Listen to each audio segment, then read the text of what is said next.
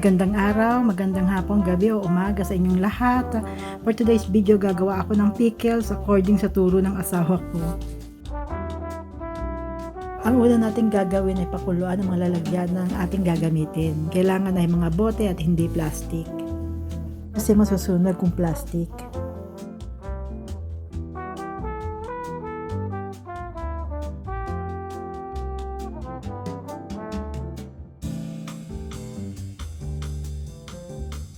Ayan, nilalaga ko na po yung mga bote. Habang tayo ay nagpapakulo, gagawin na natin ang brine. Ang ating mga ingredients ay kakailanganin natin ng suka. Mas maganda kung puti lang. Naubusan lang ako ng puti kaya ito ginagamit ko. Ang ginamit ko ay apple cider vinegar kasama na si father and mother.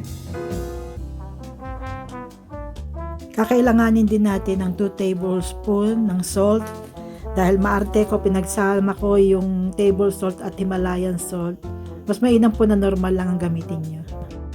Tapos kakailanganin natin ng 1 tablespoon ng sugar at kakailanganin natin ng cucumber. Ito ay experimental dahil karamihan ng ginagawang pickles ay buo. Wala kasi akong makitang maliit na cucumber kaya hinati ko.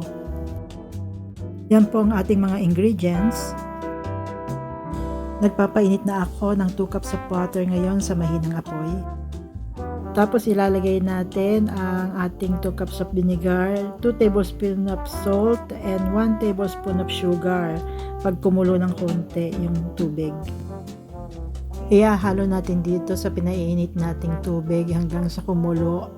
Again, kailangan mahina ang apoy para hindi matuyo.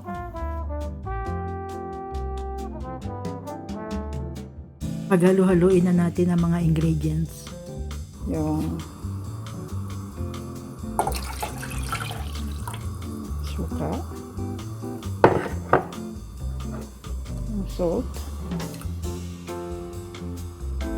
tapos ihalo na rin natin yung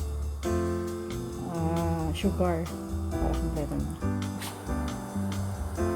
Tapos haluin natin.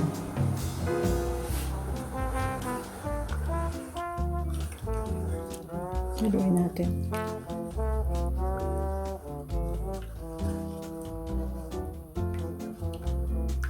Hintayin natin kumulo. Pagkulo, tsaka natin palamigin ng konti, tsaka natin ilagay sa mga garapon.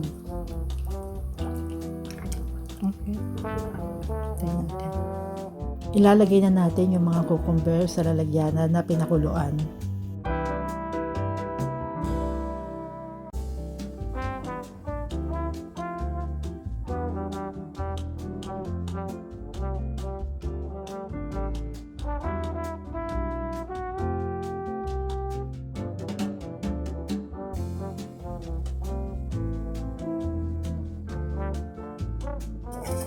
Ngayon ay ilalagay na natin yung brine.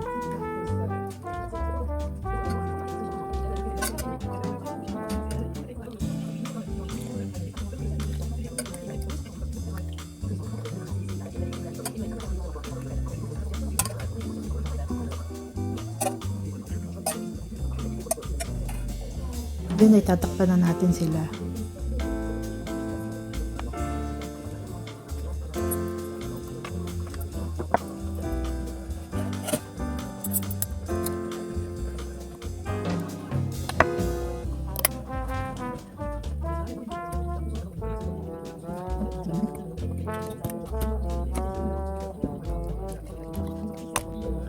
Nakalak na siya.